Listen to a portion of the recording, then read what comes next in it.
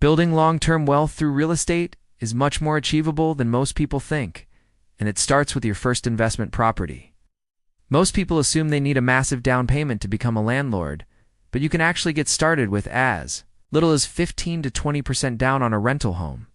One of the best secrets in the industry is that we can often use 75% of the projected rental income from the property to help you qualify for the loan. This means the house actually helps pay for itself in the eyes of the bank, which makes it easier for you to get approved even with other debts. Investing in real estate allows you to benefit from property appreciation over time while your tenants pay down the mortgage principal for you. You can also take advantage of significant tax benefits and deductions. They're exclusively available to property owners, which keeps more cash in your pocket. Our team at Change My Rates loves working with investors to help them find the right loan products that maximize cash flow and minimize interest costs.